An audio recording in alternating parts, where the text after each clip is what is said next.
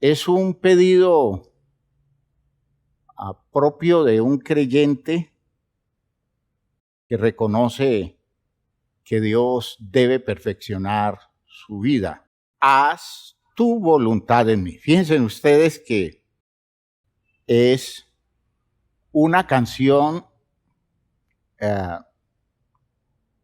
que demuestra que un creyente entiende que su necesidad suprema es que Dios tome el manejo de las áreas de su vida, que Dios las use para su propósito y que al mismo tiempo le dé la oportunidad de ponerse por encima de su deformación, eso de enfrentarse a su egoísmo y enfrentarse él a su propia voluntad. Una hermosa canción, bellísima canción, que la entonamos nosotros con más sentido cada vez. La cantamos y nos despierta ese entusiasmo de poder decirle al Señor, Señor, toma el control de mi vida. Vamos entonces a orar, a pedirle a Dios que nos guíe, que nos hable, que se exprese a través de su palabra y que su palabra surta efecto en nosotros, quitando todos los estorbos que puedan existir para que su palabra tome cuerpo, para que su palabra se comience a manifestar como territorio existencial en cada uno de nosotros. Estamos en un programa de salud mental y estamos buscando que Dios perfeccione nuestra manera de pensar y que Dios nos dé recursos a nivel de nuestra mente para darle ajuste total a nuestra existencia. Padre eterno, te damos gracias por lo que en esta noche estás haciendo, por tu interés para guiarnos, para bendecirnos, para sostener nuestra vida en el territorio justo y verdadero en el que se debe encontrar. Tu palabra sabemos que es oportuna, tu palabra es válida y tu palabra es necesaria para la vida nuestra en el día de hoy. Así que te pedimos que nos hables, revélate en la claridad que necesitamos y ayúdanos, Señor, a tomar posiciones comprometidas con la verdad que recibimos.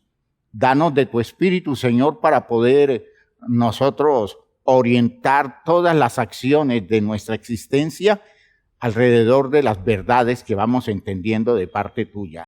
Así que te pedimos que nos hables, que te reveles a la vida nuestra y que perfecciones la posibilidad de salvación para cada uno de nosotros, que nos ayudes a pensar mejor, que nos des un enfoque distinto a la manera de entender las cosas y que cada vez estemos más próximos al ideal de tu propuesta.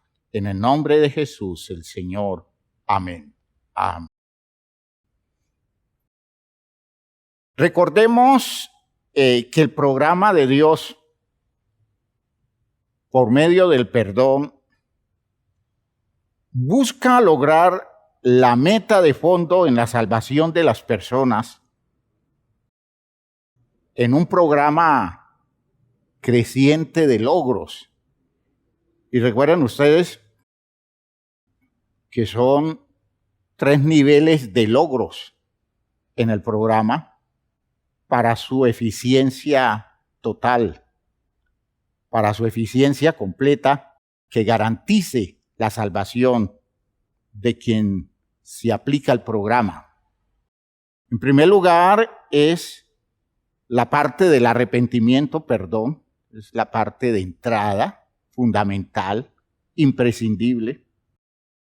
De modo que alguien reconoce sus errores, reconoce su actitud equivocada con su prójimo, reconoce sus posturas distorsionadas delante de Dios, se arrepiente. El perdón que viene como consecuencia o a veces sin el arrepentimiento hay una disposición de perdón en la persona que no beneficia al transgresor, pero sí beneficia a la persona afectada por la acción del transgresor. Y entonces, de todas formas, el sistema es arrepentimiento, perdón. Pero si solamente es el perdón tiene poder y tiene eficacia en quien lo entrega y en quien lo recibe. Pero ese es el primer nivel. Hay un segundo nivel que es el nivel de responsabilidad básica de la persona que se arrepiente, de la persona que reconoce sus errores. Es el nivel de la restitución. Y el tercer nivel, que es el nivel que corresponde al regreso del transgresor a su estatus perdido como consecuencia de su pecado o de su error, y eso se llama restauración. Entonces, fíjense ustedes que son 3 niveles. Nivel 1, arrepentimiento y perdón. Nivel 2, restitución. Y nivel 3, restauración. El nivel 1 es básico, decíamos. Sin ese el sistema no se mueve. El nivel 2 es consecuencia del 1 y debe ser la actitud comprometida de alguien al reconocer sus fallas y poder aceptar que debe devolverle a la persona afectada lo que se le quitó, lo que le usurpó, lo que le dañó, ¿sí? Entonces, ese es el nivel 2, que está demostrando un gran sentido de responsabilidad. Ese nivel 2 es un nivel imprescindible hasta donde la persona pueda desarrollarlo, porque muchas veces decía en las enseñanzas anteriores que el nivel 2 se sustituye por el juicio divino, ¿no? Es decir, Dios cobra directamente, ¿no? Es como cuando usted tiene una cuenta bancaria y entonces usted tiene que pagar ciertos servicios del banco. El banco se toma la libertad de sacar de su cuenta y le dice después, saque de su cuenta, ¿no?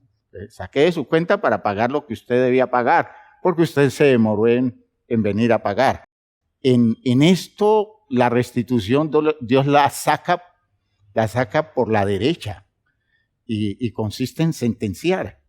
Y le dice, vea, usted va a vivir esto y esto y esto como consecuencia de eso que usted hizo. Ahora, si usted restituye, es probable que su restitución le conceda la oportunidad de no traerse consecuencias sobre la vida suya. Y qué bueno es que nosotros podamos entender eso de la saludable restitución, ¿ya? Eso de devolverle a la víctima lo que se le quitó, los bienes, puede ser el respeto, el derecho que tiene la víctima de la paz, sus espacios en general, todos sus derechos. La Biblia establece la restitución como una norma de la ley. En Reina Valera, en Levítico, en el capítulo 6, Levítico capítulo 6, hace mención de la demanda de restitución. Levítico capítulo 6. Y es sorprendente la dimensión de justicia a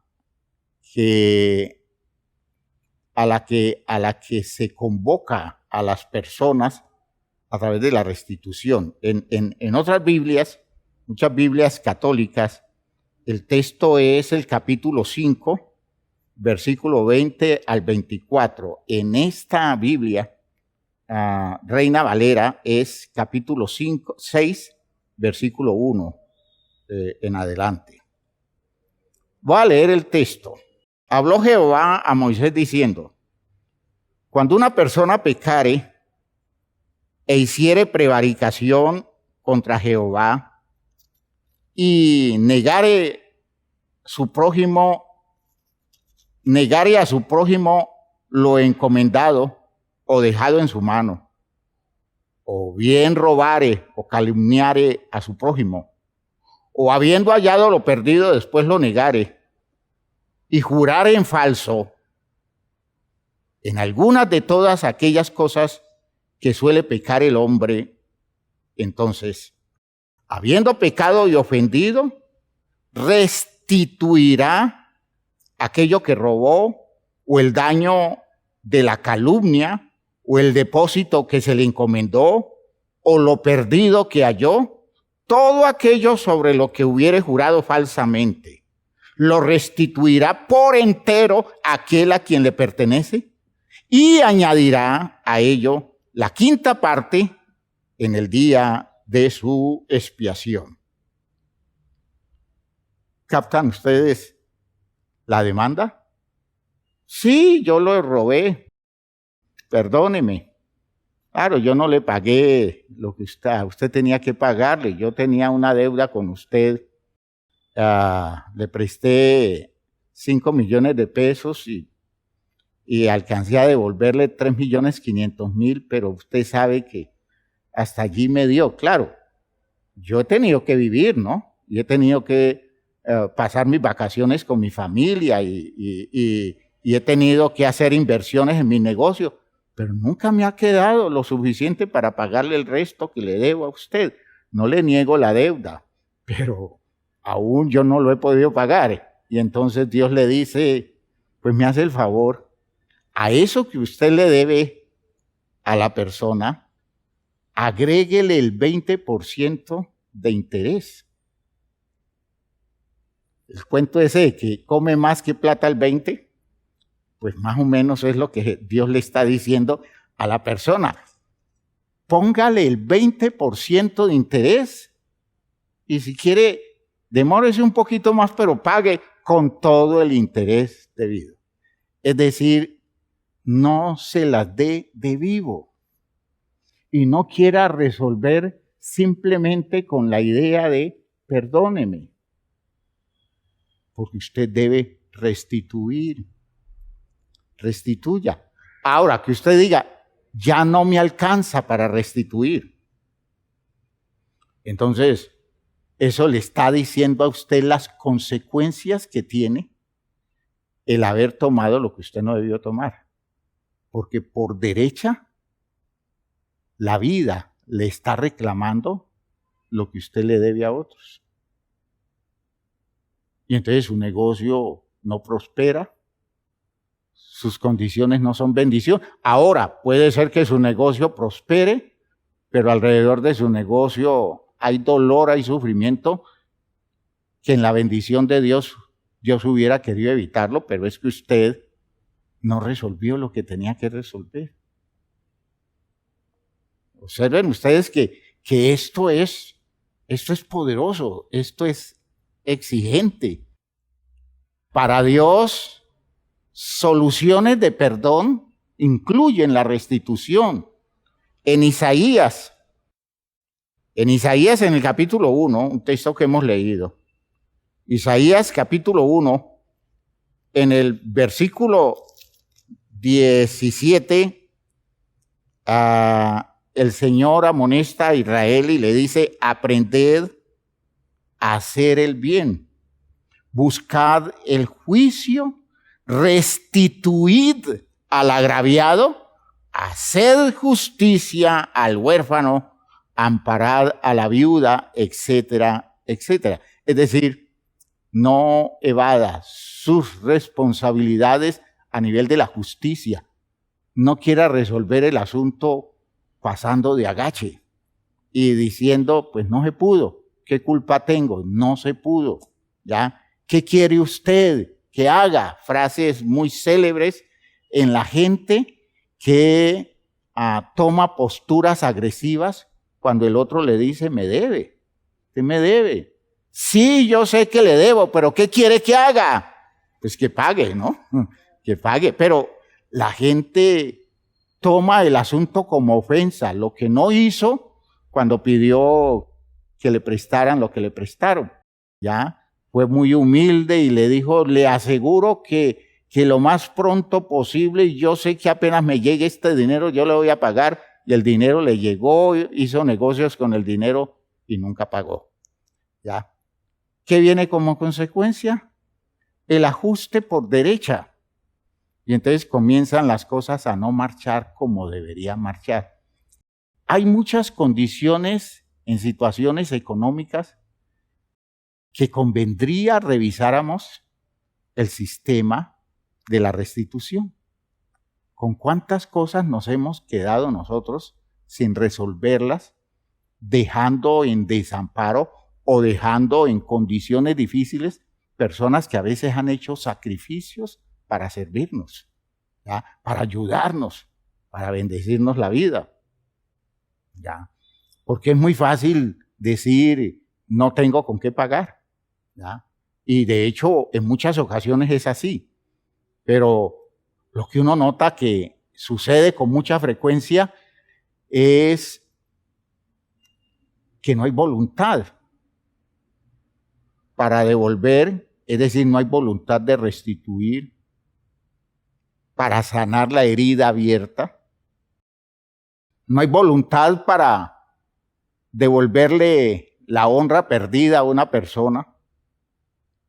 No hay voluntad para acercarse y buscar la manera de darle al ofendido su dignificación, su honra. Por eso lo de Dios es serio. No son soluciones chapuceadas como las manejamos nosotros. El cuento de perdonen a estas personas y esas personas nunca restituyen. Se le quedan con la propiedad a alguien. Al campesino le quitan su tierra y entonces se aparecen delante de la comunidad y dicen, perdónennos, pero no le devuelven la tierra al campesino.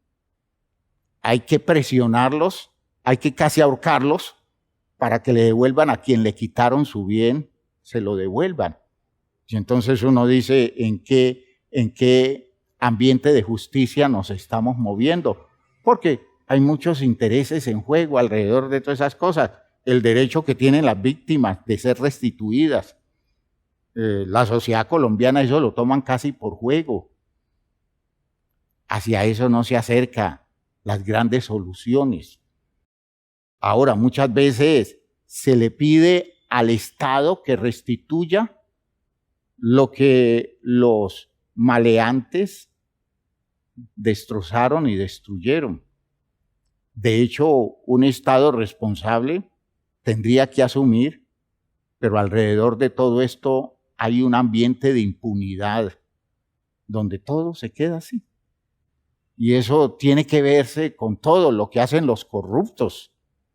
Debe haber la forma de que el corrupto devuelva. Y si devuelve con los intereses bíblicos, ¿dónde le quedará su situación si tiene que pagar al poquito 20%, a la insignificante proporción de una quinta parte?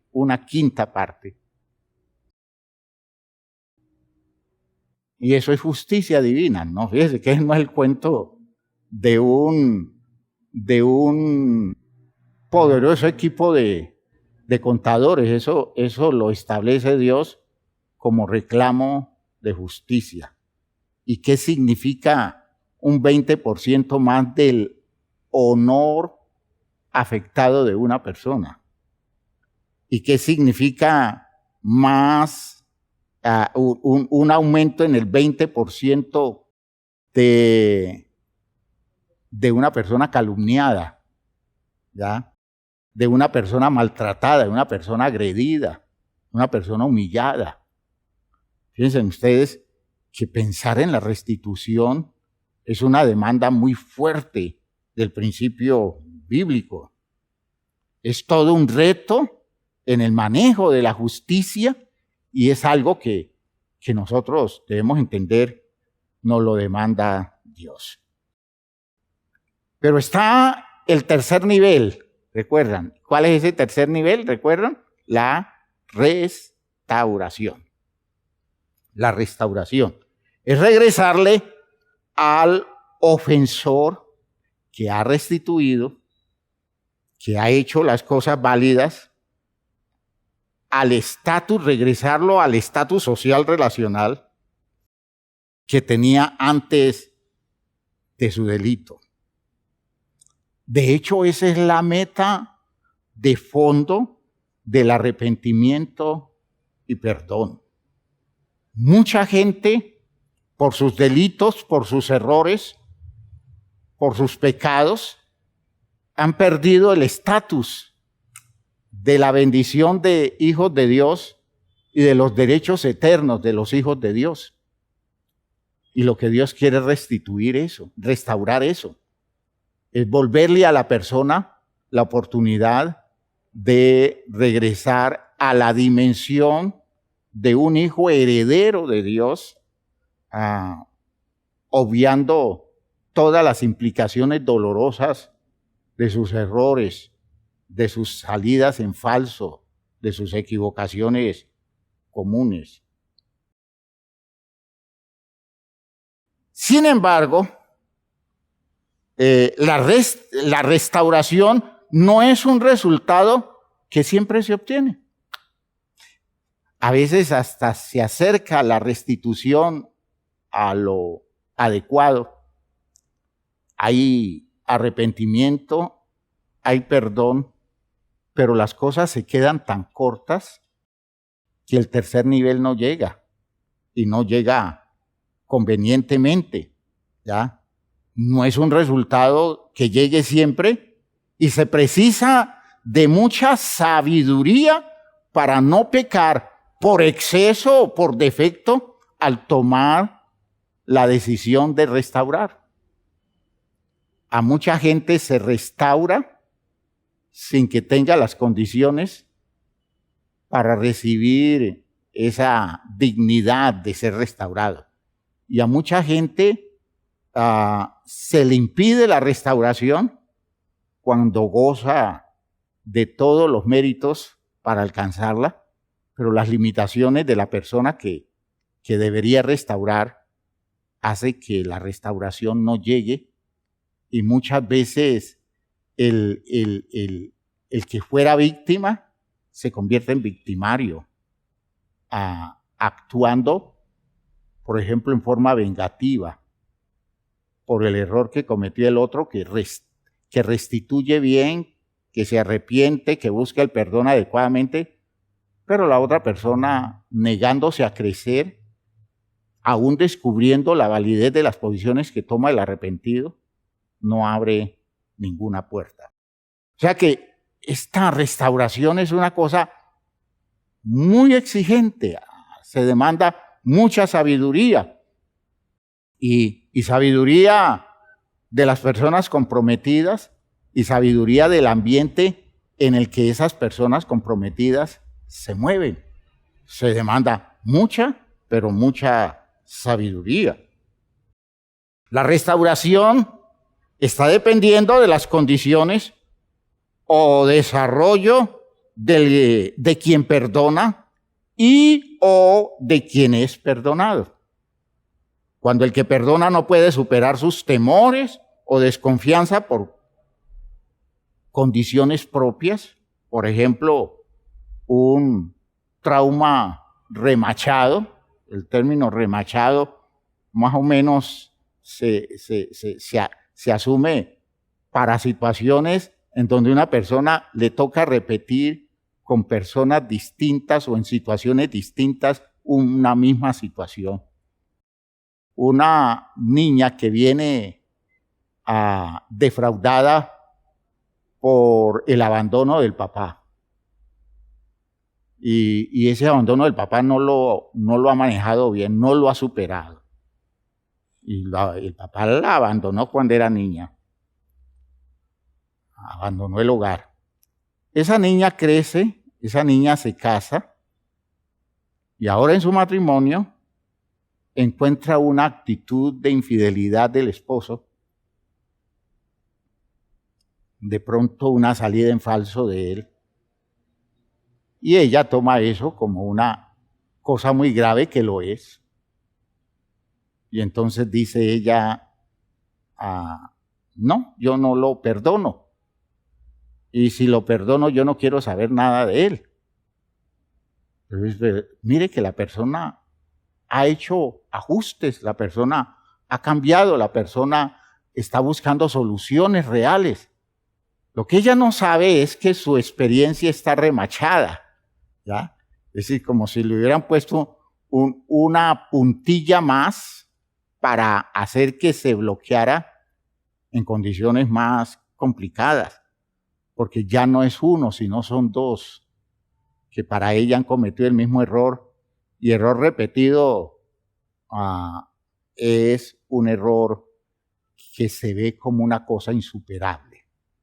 Entonces ella dice, no lo perdono, pero es que lo que sucedió fue esto y esto, que tampoco fue una cosa pues terrible de una persona que, por otro lado, cuando se vio metido en el lío, no se quedó tranquilo, sino que vino a confesar porque no soportó, demostrando que sí le da valor a su relación. No, pero él me contó lo que había hecho, entonces ya yo no quiero saber nada de él. ¿Ya? Él dice, si yo me hubiera quedado callado, hubiera sido mejor. ¿Ya? Pero yo, para mejor hacer las cosas, le vine y le conté, y eso sirvió para que ella me viera como un hombre terrible, cuando realmente lo que sucedió fue esto, que yo lo vi grave por la dignidad y la honra que ella se merece. Y entonces ella toma la postura como si él estuviera haciendo cosas continuamente feas, como si fuera una persona cuyas acciones fueran acciones totalmente desubicadas.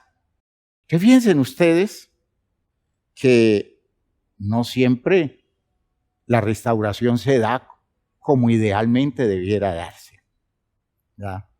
Y eso es un problema muy serio que amerita trabajo. Pero fíjese que al revés también, ¿no?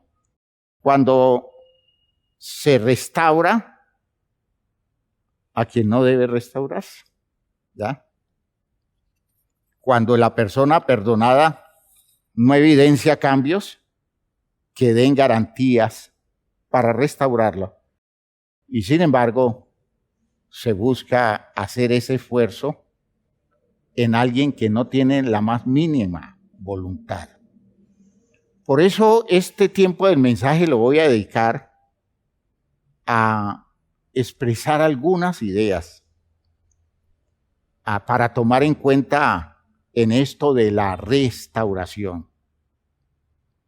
Algunas de estas ideas las manejé en otra ocasión, pero quiero hoy decirlo, porque a la luz del programa del perdón, es bueno que para nosotros los cristianos esto quede claro. ¿Ya? No debe usted restaurar lo que en ese momento no es restaurable. Eso es un pecado que destruye vidas. Restaurar lo que no es restaurable. Restaurar antes de tiempo, o en muchas ocasiones restaurar por la necesidad de la persona que restaura, no en función de las razones objetivas, sino por la necesidad del que restaura. Las implicaciones de eso son terribles, porque es como si se le abriera la puerta a una fiera que todavía debe estar encerrada, porque no es confiable.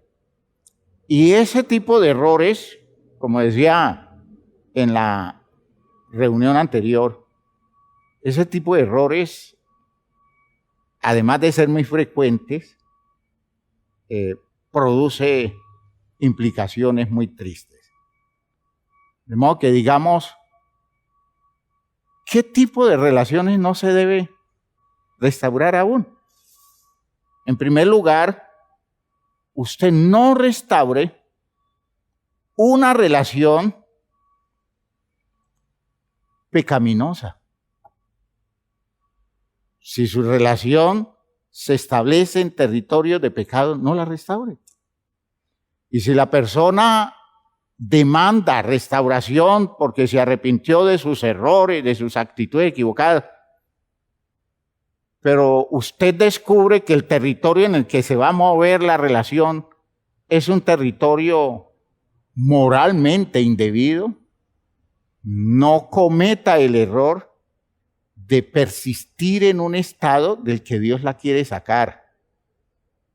Y la quiere sacar porque el otro cometió el error y le dio la oportunidad a usted de tomar decisiones a la luz de los principios morales y espirituales cristianos. ¿Ya? Una persona que está viviendo una relación inmoral a cualquier nivel, y en esa relación inmoral, a veces una persona que se precia de cristiana viviendo una condición inmoral con alguien que no es cristiano, y esa persona no cristiana hace algo absurdo, que la persona queda muy herida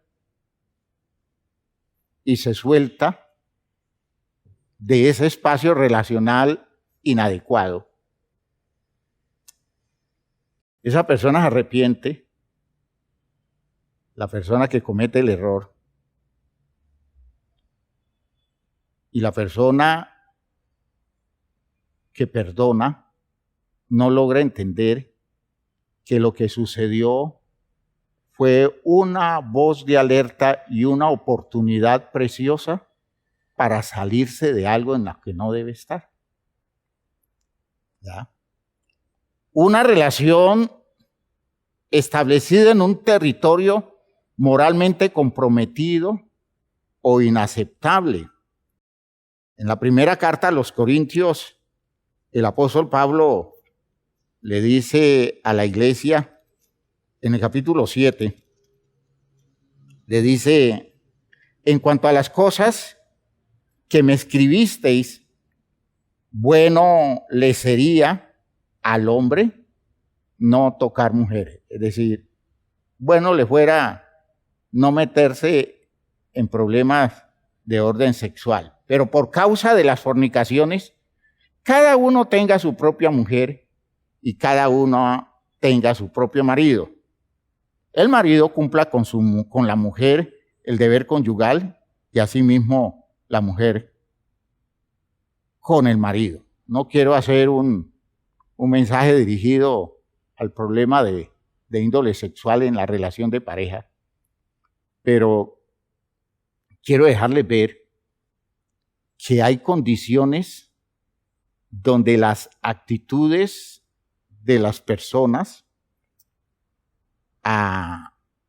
están generando niveles de vínculos donde el afecto real, donde la relación de base y condiciones serias se pierde, porque la persona se establece en un territorio en donde el sentido de respeto al derecho y al mérito del otro, la dignidad del otro, en las expresiones de su condición biológica natural, no son tomados en cuenta. Entonces, alrededor de eso hay una cantidad de situaciones que incluye el hecho de que la persona al cometer sus errores, debe buscar por todas las formas en el arrepentimiento de cerrar puertas inadecuadas a espacios en los que esa persona no debería estar metido. Y yo quiero aclarar eso en el sentido de que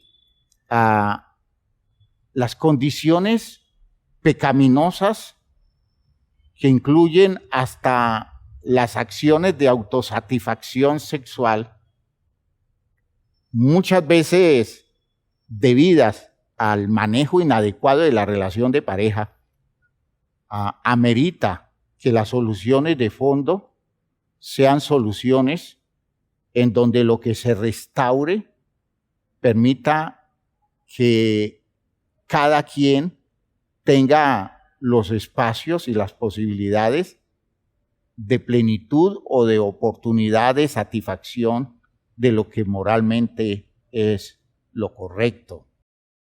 Así que las relaciones que moralmente están comprometidas al restaurarse, se tienen que dar en condiciones de que las relaciones se establezcan dentro del orden de Dios.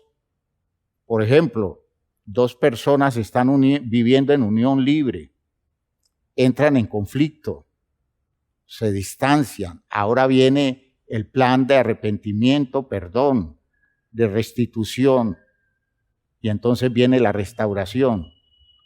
¿Qué debe hacer alguien que es cristiano buscando restaurar un tipo de relación de esas? Decirle a la persona, bueno, volvemos pero nos casamos.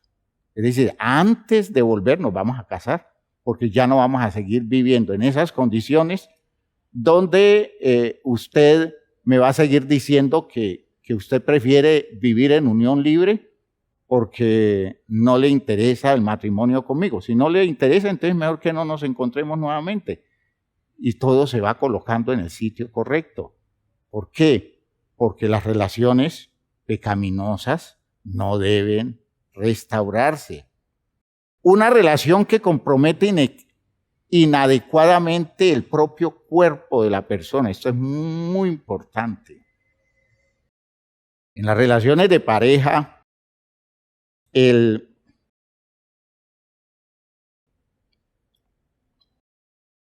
cuerpo de cada quien es un territorio de dignidad, es un territorio de respeto, es un territorio para compartir en una relación de pareja.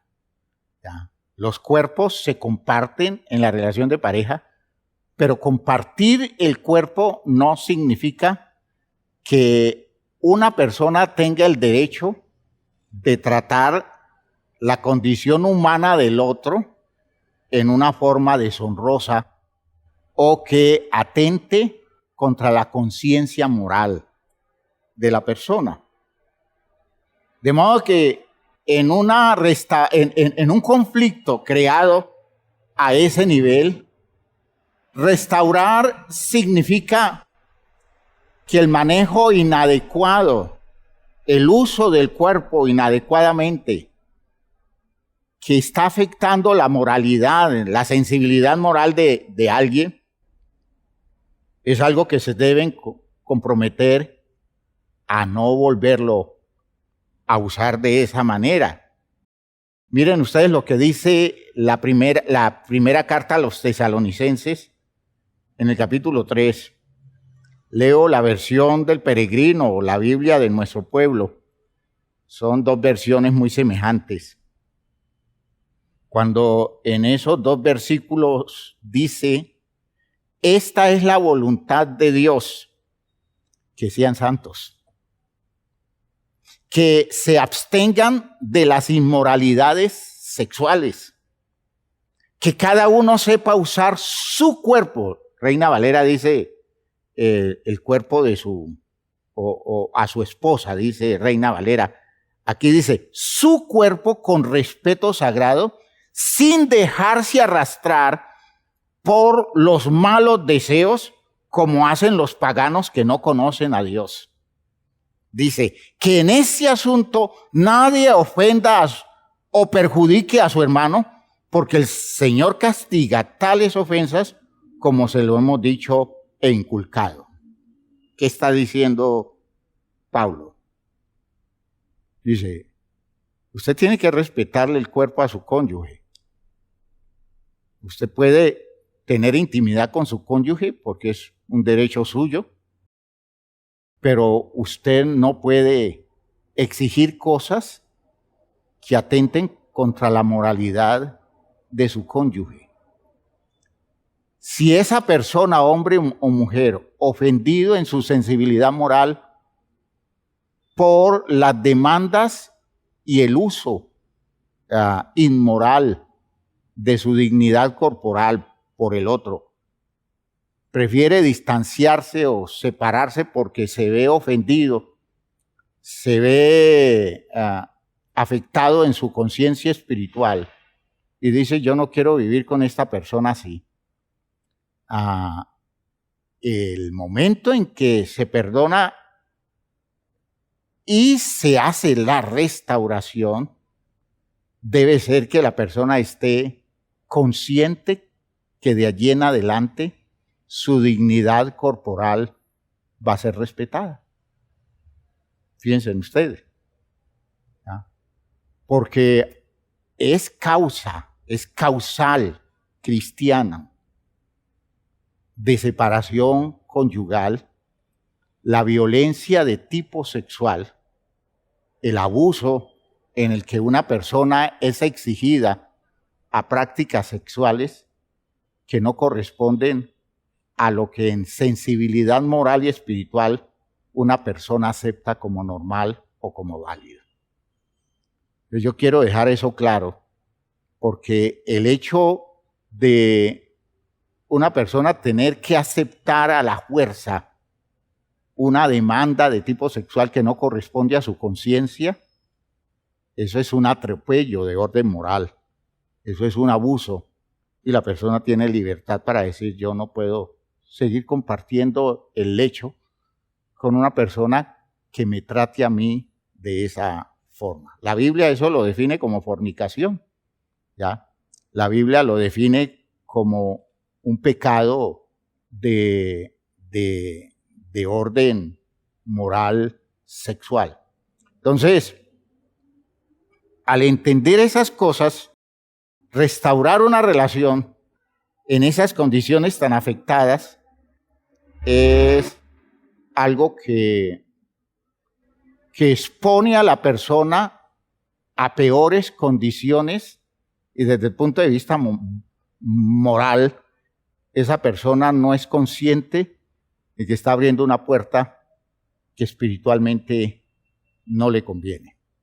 Estoy hablando como mejor puedo hablar en un culto general. Me gustaría todo esto poder tratarlo en un encuentro de parejas, pero yo quiero que vayan despertando conciencia del derecho a ser respetado que tiene un ser humano.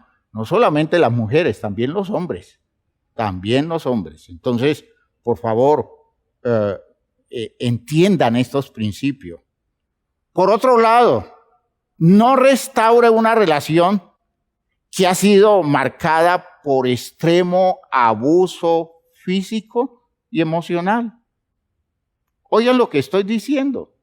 Si una persona la maltrata a usted o lo maltrata a usted, hombre o mujer, si una persona golpea su cuerpo, si una persona desde el punto de vista emocional lo arrastra o la arrastra a usted todo el tiempo, y llega el momento en que usted se cansa y rompe el espacio relacional. No restaure esa relación si usted no tiene garantía del tratamiento serio que Dios le haya hecho a una persona a través de la manifestación del poder de Dios en esa vida, o un manejo psiquiátrico de fondo que la mayoría de las veces es un fracaso, ¿ya? Hay que entender que los maltratadores siempre lo harán. ¿Ya? Los maltratadores no cambian. Y si no hay un tratamiento psiquiátrico espiritual serio, el maltratador va a ser siempre maltratador, no importa todas las promesas que haga.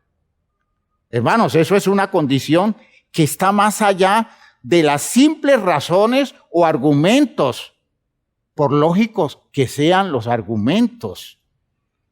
En el libro de Proverbios, en el capítulo 23, la sabiduría de Israel dice algo interesante. Proverbios, en el capítulo 23, cuando aconseja en el versículo 9, no hables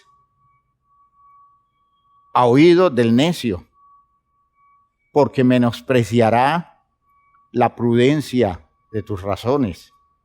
Y esta es una necedad que va más allá de un simple sentimiento o un simple razonamiento.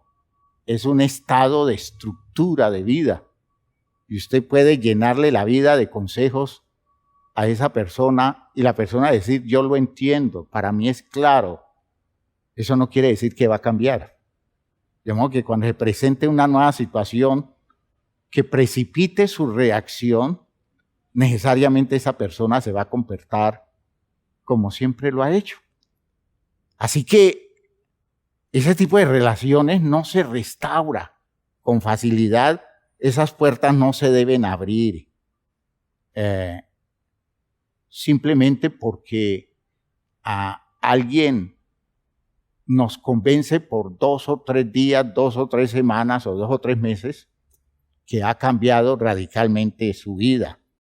Es ingenua la idea de pretender cambiar las actitudes de una persona abusiva y maltratadora con expresiones de cariño y comprensión que venga de parte del otro, lo que al final, cuando uno termina viendo los resultados, eso se expresa como territorio cedido al otro. El otro lo que interpreta es que esa persona es débil y todavía tiene el control sobre su vida. Por tanto, restaurar una relación con tantas desventajas, eso no tiene ninguna presentación. En estos casos no funciona el argumento de que todo se resuelve con el diálogo y la paciencia.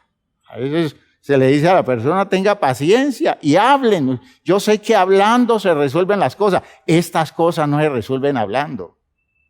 ¿Por qué? Porque son problemas estructurales, insisto.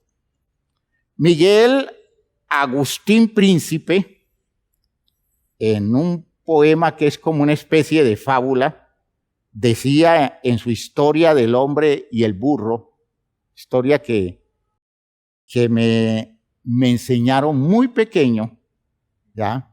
Recién aprendí a leer y me la enseñaron. Dice así: aunque parezca broma, conviniéronse un hombre y un borrico en enseñarse el respectivo idioma, y el burro, suerte impía, no aprendió ni un vocablo solamente en 2 años de estudio y de porfía. Entre tanto que el hombre, en un solo día, aprendió a rebuznar perfectamente.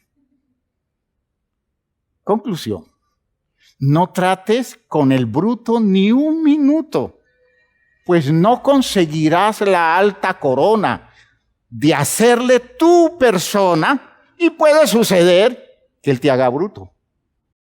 Al final lo que uno descubre es eso.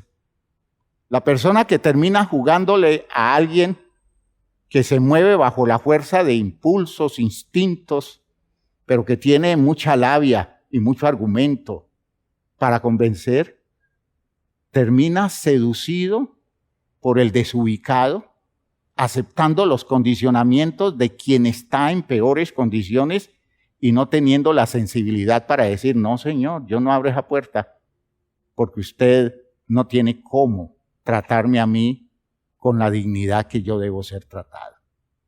¿Ve? Fíjese que es una cosa muy triste ver uno las personas permitiendo que se repitan abusos, agresiones, porque todo el mundo los convence, perdone, regrese, acérquese, júntese. Esta vez yo creo que esta es la vencida. Ahora él va a cambiar, ahora él va a replantear su vida, ahora ella va a cambiar, porque a veces la abusadora es ella. Ahora ella va a cambiar, tranquilo, vuelva, tranquilo, que ya no va a dejarle los ojos con moretones, tranquilo, que la experiencia le tiene que pesar mucho, porque sabe lo mucho que sufre cuando usted no está. Hermanos míos, qué cuento. Las personas regresan a empeorar su cuadro, a vivir condiciones mucho más agobiantes. ¿Por qué? Porque es una relación que no se debe restaurar.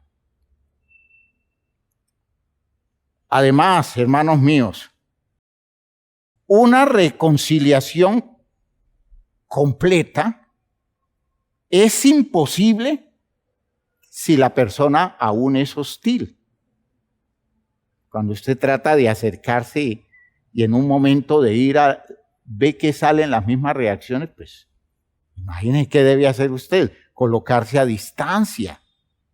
Debemos hacer lo que a nuestro alcance está, según Romanos 12:18, ¿no? En lo que dependa de ustedes, estén en paz con todos los hombres. Pero es eso, ¿no? Si de allí no podemos hacer más y tenemos que guardar distancia, hagámoslo. ¿Por qué? Porque no hay manera de agredir un espacio o de establecer un vínculo en un territorio, abrir puertas inadecuadas, porque aún no ha llegado la hora, y aunque usted esté en paz con la persona, mantenga esa paz a la distancia. No permite un mayor acercamiento porque no da para estar más cerca, porque se rompe la paz, se rompe la armonía. De modo que si lo que necesita es colocar distancia, coloque toda la distancia. Y diga, perdóneme, yo lo perdono, yo la perdono. Bueno, entonces busquemos restaurar. Y entonces usted hace un gesto de acercamiento y en ese gesto usted descubre que allí está la condición terrible de la persona igual que siempre. Entonces usted dice, no, yo me voy a alejar y me voy a distanciar prudentemente porque no hay manera de restaurar espacios relacionales en esas condiciones. No restaure una relación en la que usted podría estar en un riesgo espiritual. En una buena traducción de la primera carta a los Corintios, en el capítulo 15, en el versículo 33, el apóstol Pablo le dice a la iglesia, no os dejéis engañar. Malas compañías corrompen buenas costumbres. Oigan, nosotros en Reina Valera leemos, las malas conversaciones corrompen las buenas costumbres. Esta traducción dice, malas compañías corrompen buenas costumbres. Si usted está en riesgo espiritual al meterse en relación con alguien y hay posibilidad de restaurar una relación con esa persona, no la restaure. Si usted entiende que espiritualmente va perdiendo, no lo restaure. Dice, pero es que usted ya me perdonó, pero es que en usted no hay nada que espiritualmente tenga sentido. Usted no quiere acercarse a Dios y yo sé que cerca de usted yo voy a estar lejos de Dios. De modo que es mejor que dejemos el asunto allí. ¿Por qué? Por mi seguridad espiritual. Por mi seguridad espiritual. Entonces, fíjense ustedes que son condiciones en las que restaurar relaciones es necedad. Pablo le ordenó a Timoteo evitar malos hombres o mujeres con apariencia de piedad. En la primera carta a Timoteo, Pablo le dice a su discípulo en el capítulo 3, en el versículo 1, segunda carta a Timoteo, capítulo 3, versículo 1. Dice, también debes saber esto, que en los postreros días vendrán tiempos peligrosos, porque habrá hombres, digamos mujeres también, amadores de sí mismo, avaros, miren espacios que son un veneno para mantener territorios relacionales con una persona, vanagloriosos, soberbios, blasfemos, desobedientes a los padres, ingratos, impíos, sin afecto natural, implacables, calumniadores, intemperantes, crueles, aborrecedores de lo bueno, traidores, impetuosos, infatuados, amadores de los deleites más que de Dios, que tendrán apariencia de piedad, y ese es el cuidado del discernimiento. Muy bonito, muy buena persona en el trato, en ese trato de conquista, pero apenas la relación se va estableciendo, usted descubre que esa persona es un impío, que es una persona inmoral, que es una persona irrespetuosa, que es una persona vanagloriosa, es un avaro, es una persona que no establece vínculos de respeto jerárquico, cosas así por el estilo. Como que usted entra en un peligro espiritual, en un riesgo espiritual. Esa puerta no la abra. En ese espacio no se meta.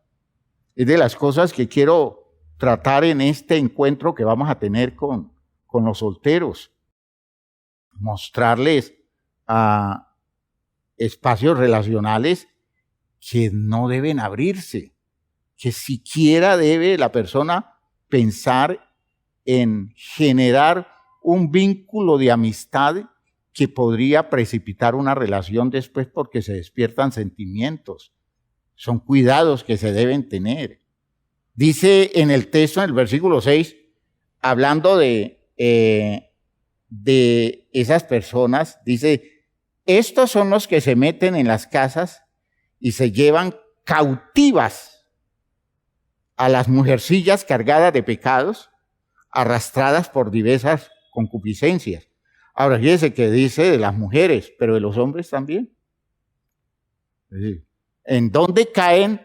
¿En qué espacios relacionales caen hombres que están llevados de diversas concupiscencias?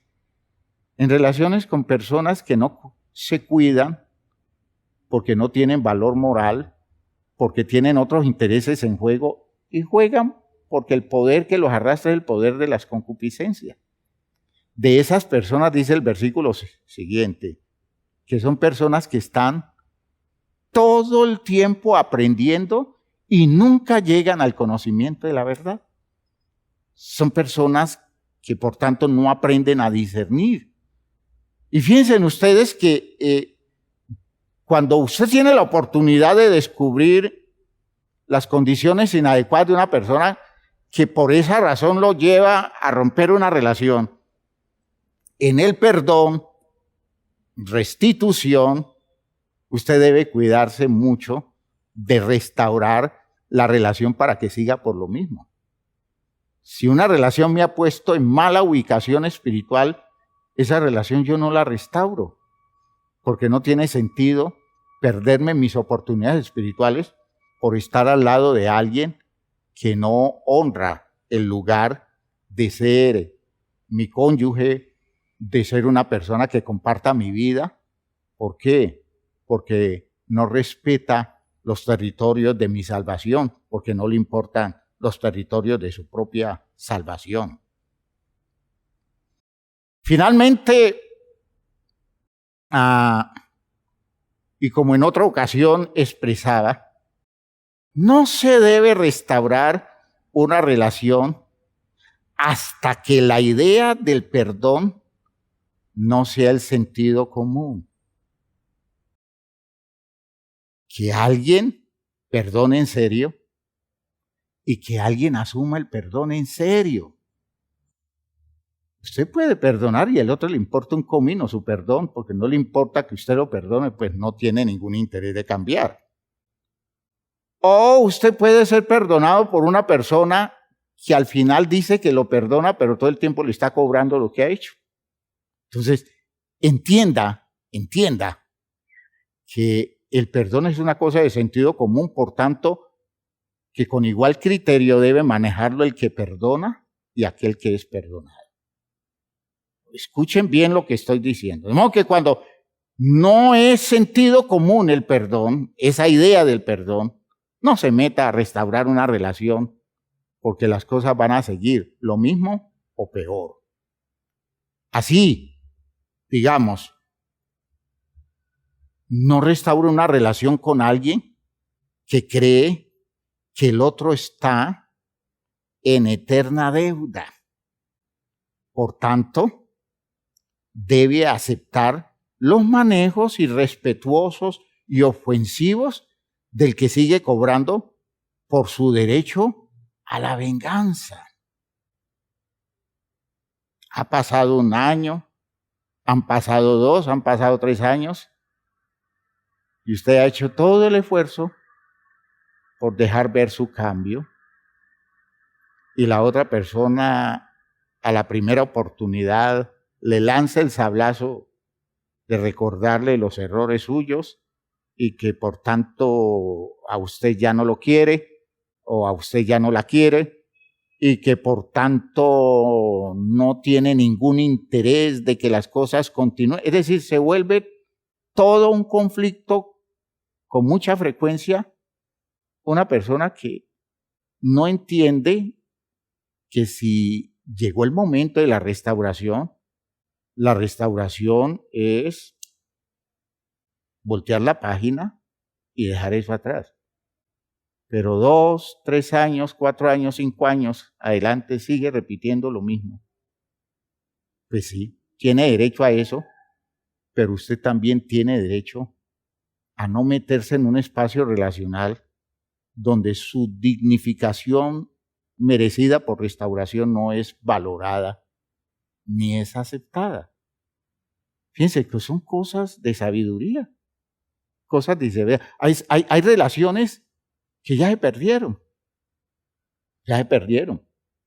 Y se perdieron porque quien debe perdonar no tiene ningún interés al respecto. Y cuando eso es así,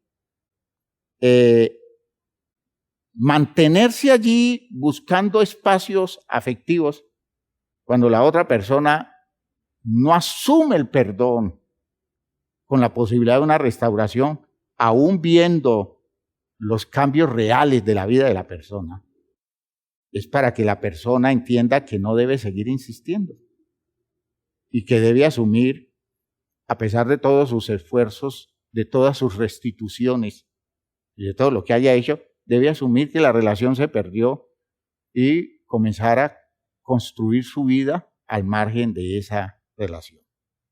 Persistir en la búsqueda de recrear el espacio relacional es generar ambientes de tormento y de angustia.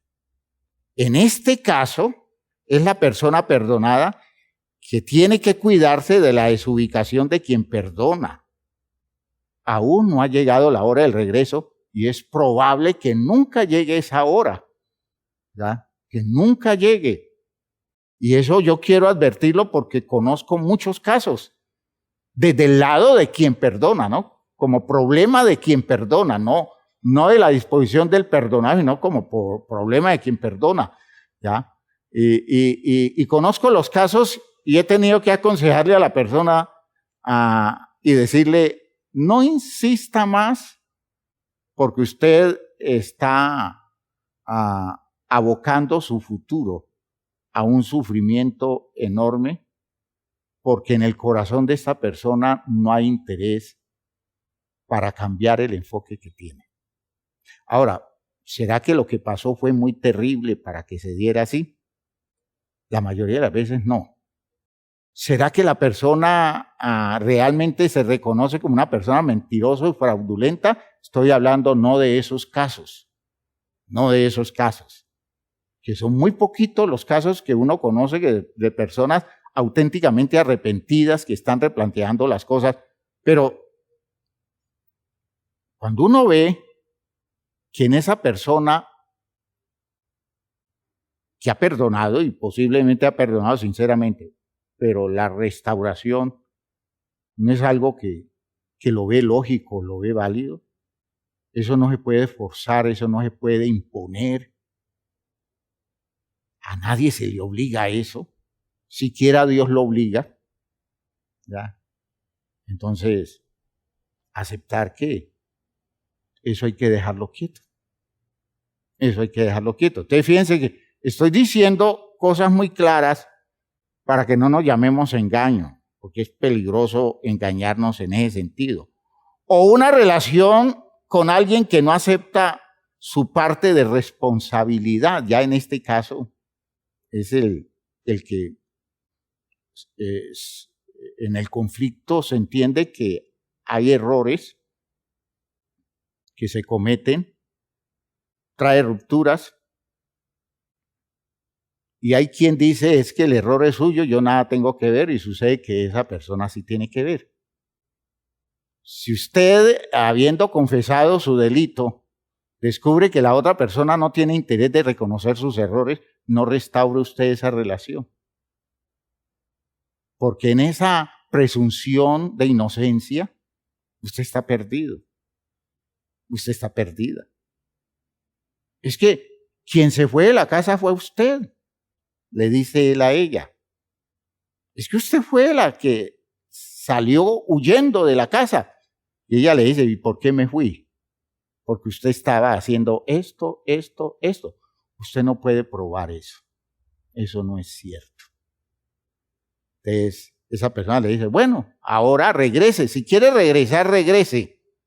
Que yo la perdono. A pesar hay que decirle, no se vaya a meter allá. ¿Por qué? Porque esa otra persona no ha asumido ninguna responsabilidad. De modo que si usted llega ya es a agachar la cabeza y aceptar los condicionamientos de aquel que se muestra víctima por lo que usted hizo y no reconoce lo que usted hizo, lo hizo como consecuencias de los errores que estaba cometiendo que esa persona no quiere reconocer. Miren ustedes que cuando hay esa actitud, no restaure relaciones como para que la persona siga insistiendo en la idea de que no ha hecho nada malo, ¿ya? Quien debe cambiar es el otro que tiene el mal socialmente visible, ¿no? Hay quienes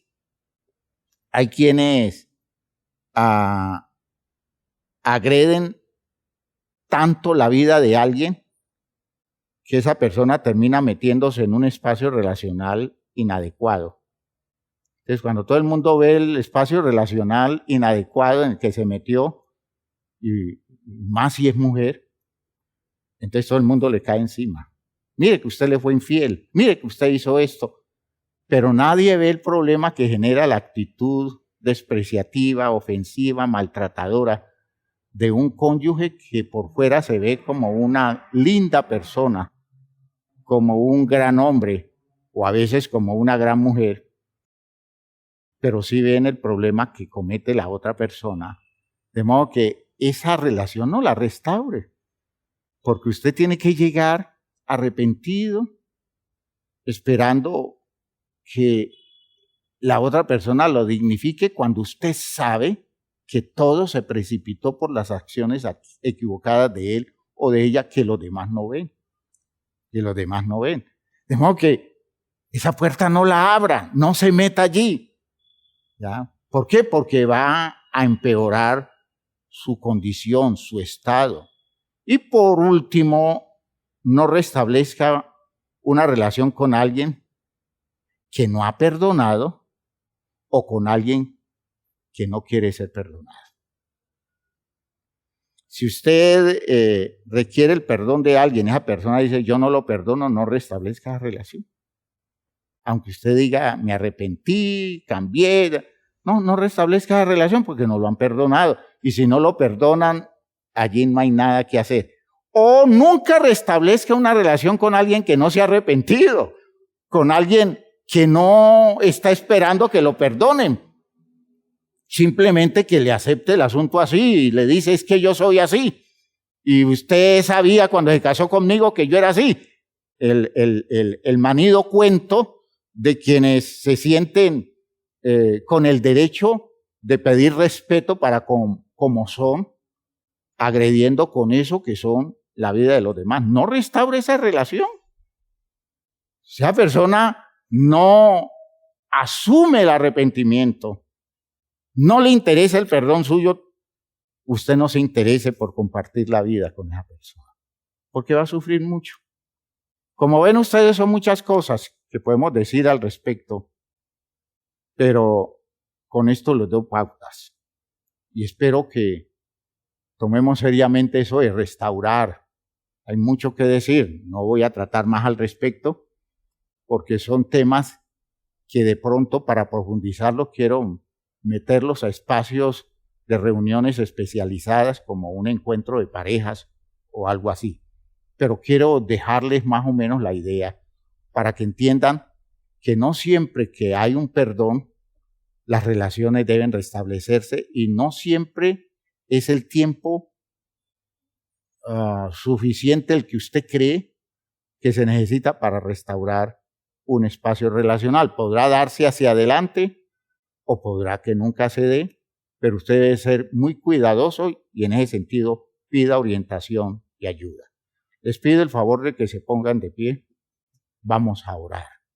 Y que Dios nos ayude, que Dios nos bendiga. Esto es salud mental. Esto es salud mental. Saber restaurar relaciones o saber que no se deben restaurar relaciones. ¿Ya? Eso es meter una bomba a la casa, eso es meter conflicto a la casa. O a veces esa es la solución de parte de Dios y una buena orientación conduce a eso. Padre eterno, gracias te damos por la claridad de tu palabra, lo que nos has dado hoy. Ayúdanos a vivir la plenitud de esto, esta claridad espiritual, estos recursos espirituales en los que tú estás tratando con nosotros, llevándonos a entender todas estas cosas de manera adecuada.